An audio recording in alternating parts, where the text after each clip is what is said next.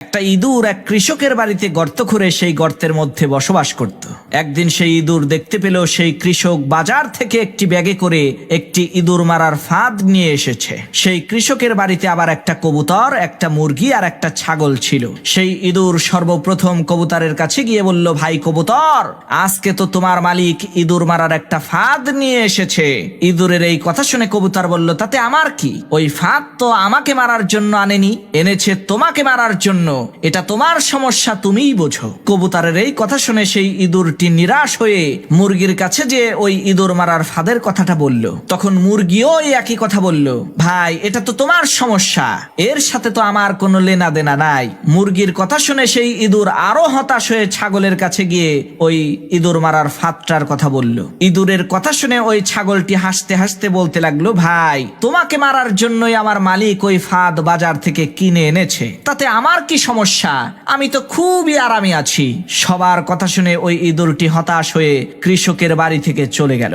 এদিকে কৃষকের ঘরে পেতে রাখা ইঁদুর মারার ফাঁদের মধ্যে একটা সাপ আটকে গেল। আর রাতের অন্ধকারে ওই কৃষকের স্ত্রী ইঁদুর মনে করে যখনই ওই ইঁদুর মারার ফাঁদটাকে হাত দিয়ে ধরেছে, আর অমনি সাথে সাথে সাপটা কৃষকের স্ত্রীর হাতে কামড় বসিয়ে দিল। তখন কৃষক তার স্ত্রীকে বাঁচানোর জন্য হাকিম কবিরাজ নিয়ে আসলো। হাকিম সাহেব চিকিৎসা দিয়ে বললেন, এই সাপে কাটা রোগীকে কবুতরের স্যুপ খাওয়াতে হবে, তাহলে ইনশাআল্লাহ খুব দ্রুতই সে সুস্থ হয়ে যাবে। সেই কৃষক হাকিমের কথা শুনে তার স্ত্রীকে বাঁচানোর জন্য ওই বাড়িতে থাকা কবুতরটিকে জবাই করে স্যুপ বানিয়ে তার স্ত্রীকে খেতে দিল।